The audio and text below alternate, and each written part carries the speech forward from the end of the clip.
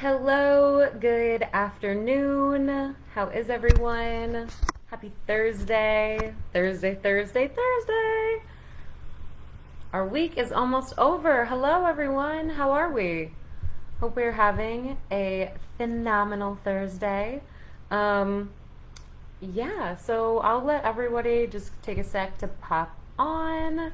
I hope everybody has had an amazing week so far. This has been such a fun freaking week for me, guys. It has been so exciting to come on here every day, chat about all of these things with you guys, and really figure out like what's going on with you, what's going on with your stories, and how we can just like easily make them mind blowing, right? Like elevate them just with simple little tips and tricks. That's what these trainings are meant for, to give you guys quick little insights, quick little tidbits of information that we can use to like radically transform your story. So if you are popping on with me live, I would love it if you could just drop me a hello. Hey James. Well, we're doing the live right now instead of tonight. So normally I do, if you're not a part of my usual community, normally I do lives in the evening on Thursdays. It's been like a weekly tradition in the creative writing community, but I'm doing this now instead. So James, you're right on time. All that being said, welcome, well, everyone. Welcome to my clients. Welcome to my community members. I love you. I'm so glad you're here. Welcome to anybody who's new to my world. I'm so excited to have you for this training. Honestly, might be one of the best trainings that I give this week because it's all about figuring out the middle of your story. So this ends up being pretty freaking important, guys, because we need to have a very strong middle of our story. As much as our first chapter is important, the middle of our story is really where we build our entire plot, right? This is what readers actually, oh, you're going to do a live tonight. Lovely.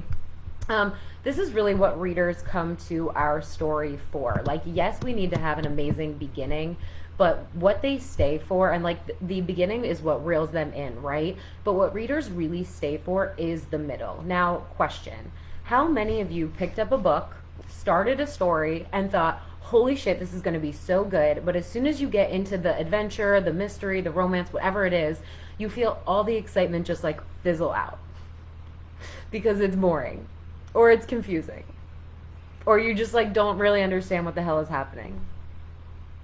Me, I totally freaking have.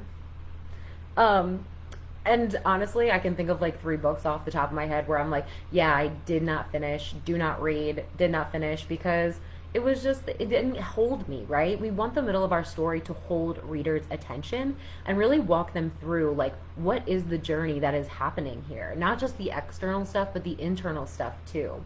Right? So this is so important because readers come to stories to see our characters change, right? And that character growth, that character change all happens in the middle of our story, okay? So this is where we need things to be clear, we need things to be character driven, and we need to have things exciting for our readers, okay? So what I typically see is the middle being way too slow, right? We call it like a saggy middle, which is like the worst phrase ever to hear, let alone to hear about your story. So we don't want a saggy middle, right? Something that's moving too slow. We also want to make sure that our plot is really clear, because sometimes with characters and locations, things just get too confusing and our reader can't follow along with like what is really important, right? Not enough is known about character goals and whether or not they achieve them, right? This is also the crux of our stories, is understanding what is our character wanting in any given moment, in any given scene, and whether or not they're getting what they're shooting for, right? And there's no stakes that are being raised, okay? So when we have these kinds of pitfalls, it really just leaves a lot to be desired for our reader. They don't really get the feel that the story is going anywhere. And if they don't feel like the story is going anywhere, if it's not progressing, right? If our character isn't growing, then they're gonna be like, well, what's the point, right? Why am I going to put my time and energy into reading this story if I don't feel like it's going to go anywhere? Right? So that's why it's super duper important to make sure that we have a solid middle, everyone, all right? So I want to dive right in to some tips for improving, okay? Because this is going to be things that you can immediately start using in your story to really help get some clarity in the middle and to keep it really interesting and engaging for your readers, okay? So the first one is to use the 5 W's: where, what, why, who, and when, okay? These are all things that can change to create variety and interest in the middle of your story. Okay? Now, I'm not saying these elements have to change, but the characters in your novel and your setting can remain fairly consistent. But this opens up new possibilities for developments and interesting situations that we can put our character in, right? These are the things that keep our story really exciting and really interesting to read, right? Our character is experiencing new things, and the reader gets to experience them right alongside of your MC, which is so freaking fun, right? So in my story that I worked on for a while, I changed locations. That was kind of my thing. Is I started in one location and my character, my MC, had to go to various locations in order to arrive at their main destination and to reach their final goal, okay? So that was one way that I created interest and variety in the middle of my story, okay? What questions do we have about the 5 W's? Where, what, why, who, and when? When is obviously we can use flashbacks and have a chapter that's only flashbacks, right? Maybe who is changing POV. Maybe you've been writing in your hero's POV or one character's POV, but we can switch that up, right? And throw in the, antagonist POV, or maybe get a side character's POV, right? Even writing like a crime novel, sometimes we can get the villain's POV, right? Which is also really fun and interesting to read and honestly to write also. And then why? What is their motivations, right? Maybe they get to a point where information changes, right? They get new information that sets them on a new path. Their why is now different, right? And then the what. What are they going after? What is it that they want, right? And when we change a character's goals and motivation, we can change a lot about the entire story. So definitely utilizing those 5 W's. What do we think of that, guys? Is this helpful? If you are watching, definitely let me know if this sounds good to you. And I'm going to keep chugging along. So stakes, right? So I mentioned that one of the pitfalls is that we don't have stakes being raised, okay? So in a lot of stories, we have stakes that generally go from an individual to a community to the world. So things are increasingly becoming at risk as the story develops, okay? So this is really interesting for holding our readers' attention again, right? They know that things are progressing in the story because challenges are increasing, right? We're getting closer to the climax, right? And we want the stakes to reflect the level of these challenges, right? So I can see this being challenging for, let's say, like a romance, right? Whereas, like, we might not have stakes that are that worldly, right? That might affect the entire world. I've seen it done, and seen it done really well. But that's probably the only genre where I'm like, it might be hard to have the stakes kind of line up with that. But I think in like our crime genres, our thriller genres, our hero, our action and adventure stories, right? These are all, even coming of age stories, we all have stakes in these stories, right? So it's important that we start small and they snowball and get larger as the story goes on, okay? Shows that we're getting closer and closer to the big climax, and it holds our readers' attention all the way through. All right, that's number 2. So our first one was using the 5 W's, right? Number 2 here is raising the stakes, okay? And my point number 3 is something I talk about a lot, okay? Because one thing I see is that writers make our adventure, our challenges, way too easy on the protagonist, okay? So number 3 is increase plot complications and obstacles, okay? when we're in the middle of a story, we need to use like a sudden turn of events, right? A sudden setback, okay? We need to have something switch up the value, right? What is the value shifts of our overall story, okay? Because if things are always going well for our main character, we're always kind of like expecting things to be that one note, right? Like they get in a little bit of a challenge, but then they always work it out, right? We want to actually have the value shift where it looks as though the world, the odds are stacked up against our main protagonist, right? Readers become less certain characters will get to their outcomes, as the opening chapter may suggest, right? So because they're uncertain, they want to know how it plays out. They're not sure if the character will end up victorious. It drives them to continue reading the story, right? So it's really important that we increase the plot complications and the obstacles, okay? So I want to give you a really good example of this, okay? So when I was writing my story, I told you it was kind of like this traveling adventure story, right? We had the ordinary world that was set in my character's hometown, okay? And then I had 3 kind of plot points in the middle of the story, and at each plot point the stakes were raised. The complications became a lot more challenging in each location that my character traveled, okay? One was a very external conflict, right, where they had to deal with a lot of external problems. The second was a little bit more of an internal conflict, right, where he had to overcome internal, battles in order to progress to the third and final site, which included both. It was an internal battle, an external battle, and that ultimately led to the final climax, okay? So that's just one example of how we can increase the complications along with our story and the obstacles our character needs to face, right? So I want you to kind of think of your act 2 and say, what are the 3 set pieces of my act 2, right? How can I set this up so that when we reach each set piece, the stakes have increased, the challenges for my main character are a lot harder, right? And the obstacles really put them in a place where the reader is not sure if they're going to make it out, okay? So there are some things that we can use to really get this to happen, okay? A misunderstanding between characters, right? Characters fight. They don't always agree, right? So especially when we have like a main character who's surrounded by a cast, there's going to be misunderstandings, right? People are going to want to do different things in different ways, okay? This can be a complication and an obstacle to overcome, okay? So an unexpected physical obstacle, right?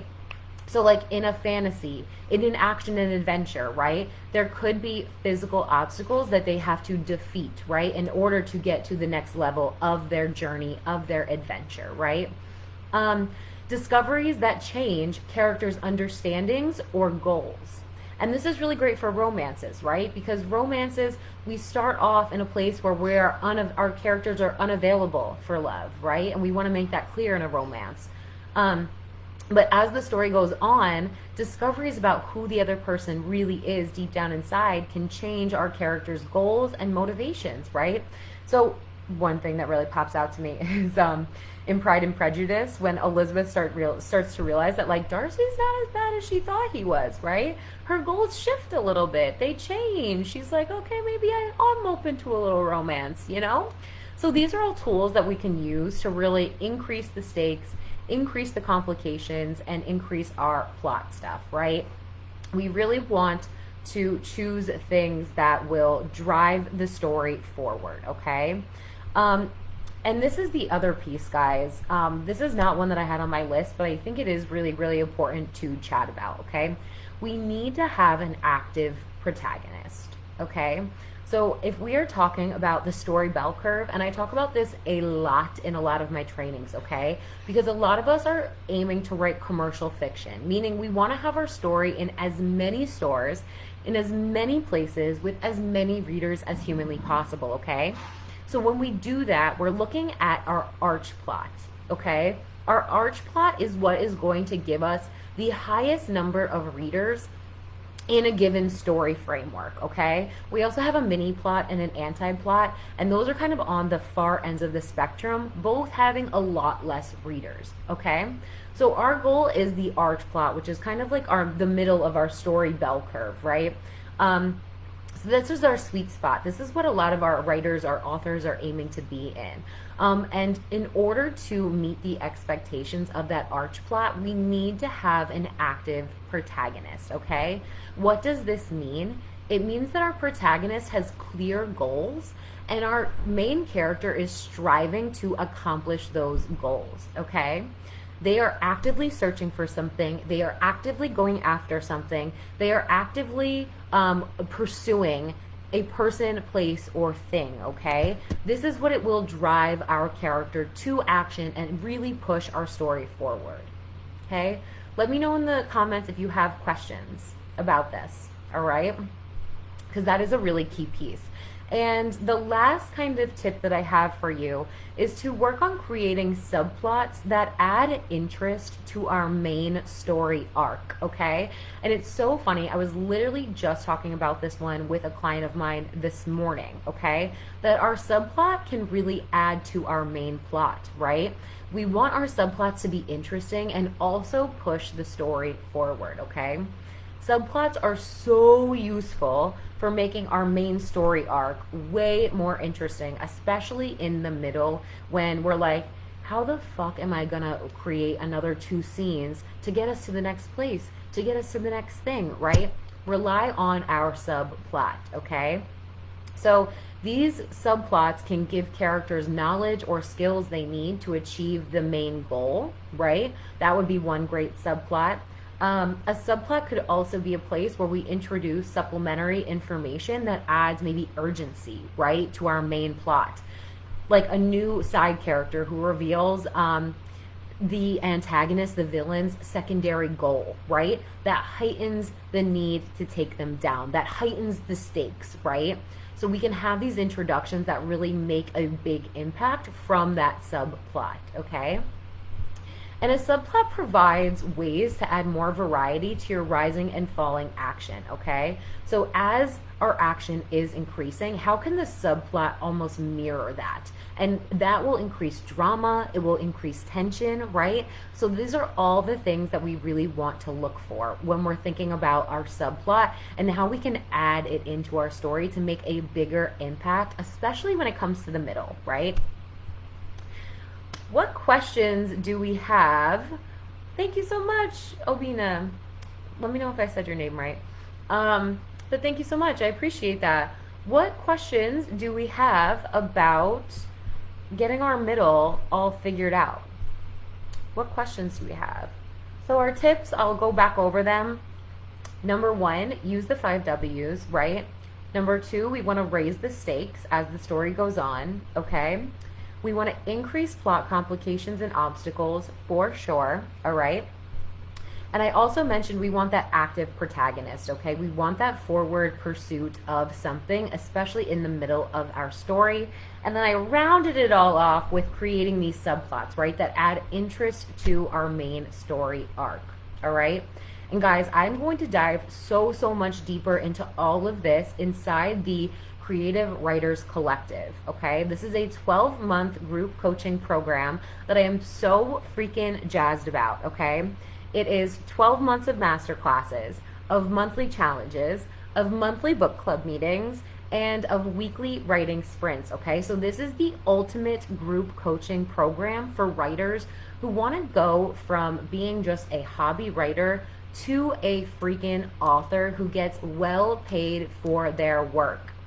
Okay, that is the vibe of the collective, okay? This is the place where you are going to be able to learn the tools, the foundational skills, right? To improve your writing to the next level, okay? And this is where you'll have accountability and support of your peers, not only myself, right? And where we're leveraging skills that you can use long after you leave the collective, okay? So my goal is to have writers in here who are super dedicated, who are ready to commit to themselves and the next level of their writing, okay? So that is the vibes of the collective.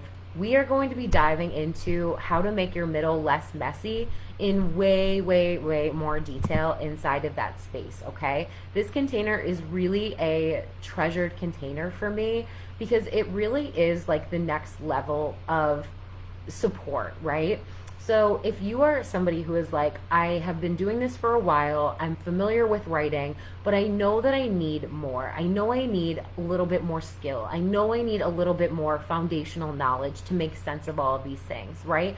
I need a little bit more guidance on where and how to show up to build my author platform, okay? This is the space where you're going to get literally all of that, okay? So, that being said, the collective is still on early bird pricing, guys. So this is huge. This is going to be some of the cheapest rates that you will ever get my master classes for, my programs for, my support for, right? So this is going to be a really, really fun container. I will put the course syllabus and our June schedule. Hey Dee, how are you? I am going to put our syllabus up for the June schedule for the collective because, like I said, that is where we are going to be diving a lot deeper on all of these things, but particularly figuring out this middle, right? So we definitely want to make sure that we are covering it all. I want to make sure that you have all the information, all of the tools that you need so that you are so freaking confident in your story. You are so freaking confident in your sales tactics and your sales strategy, where and how you need to be showing up, that you are like, I freaking got this, right? I want the vibe after you leave the collective for you to be like, readers are busting my door down to get their hands on this story, okay? That is the vibe. I do not want you chasing down your readers and begging them to read your book, right? We want it the other way around. We want readers coming to you, okay? This is where it starts. This is the foundation. And once you have this foundation, guys, you will literally be able to quantum leap because you have the foundational skills to write any story that you really want, which is the best freaking part of the collective, in my opinion. You don't just learn how to write your story, you learn how to write stories. All the stories, right? This is where I spill the beans on how I can write a mystery, a romance, a crime book, a horror thriller, right? An action and adventure, a fantasy, a memoir, right? A ghostwriting tons of memoirs, right? This is how. This is how. Okay, and I want to teach you all of the skills so that you can go out and be like, you know, I'm feeling like I might want to write my life story. And you can just, an outline is done the next day and you're done the book in 6 months, right? Those are the vibes. So all that being said, I will put a link in the comments to the collective so you can check it out yourself. Like I said, we are in early bird pricing right now. So if you want to pay in full, it is $1,111. Yes, it is 1111 because it is magical and it is transformational and it is powerful. It is going to be a profound experience. So that is why it is 1111. And for the early bird special, if you want to pay as you go, because I know that not everyone can afford to pay in full, which is totally fine, it's going to be a buy-in of $199. So that's the initial fee just to get in. And then every month after, you have a $99 fee, okay? So that $99 fee, again, includes the 12 months of master classes. So you get a master class every month, a book club meeting every month, a monthly challenge that's going to help you integrate all of the things that we are learning directly into your work. That is where the growth happens, guys. These challenges are going to be legit, okay? And they're all themed, which is, I love a good theme, right? Which is so fun for me. And then we have our weekly writing sprints. This is for accountability, okay? I hear all the time writers saying to me, I just can't find the time. I just can't find the time, right? Well, as part of the collective, the time becomes a standing date on your calendar. There is no more excuses. There is no more I don't have the time, right? You have 30 minutes every week blocked off that are for you, that are meant for this purpose of your writing, right? So you will have this built-in time every week to at least work on your story for 30 minutes. And guys, that is as little as it takes to get started, all right? This is where we start building the habits. This is where we start showing up more consistently. It starts small and then it gets bigger and bigger and bigger. Okay, that's my spiel, guys. I love you so much. Thank you so much for being here. I love and appreciate all of you. If you are watching this on the replay, I'm so glad you're here. Definitely write any questions that you have in the comments and I will circle back around and do my best to answer all of them. But I would love, love, love to hear, has this been helpful for figuring out the middle of your story and for making some changes? I definitely want to know. And guys, the very last day of our 5 days of lives is tomorrow. I know. And also, little side note, because I'm so freaking excited and proud, we're at almost 500 community members, guys. My mind is freaking blown, okay? I literally started this little 5 days of live thing because I was celebrating crossing the 400 member threshold. I thought that that was like insane, right? And guys, it hasn't even been 7 days since that happened, since I celebrated that milestone, and we are already almost at 500 members. So my mind is blown. I appreciate all of you being here and love you so much. I hope you have the best Thursday. Like I said, let me know if this was helpful. I cannot wait to chat with you more. And if you join the collective, I cannot wait to have 12 months of learning, of growing, of hanging out, and of improving together. Okay? I love you guys so much. Have the best day ever, and I'll chat to you soon. Bye.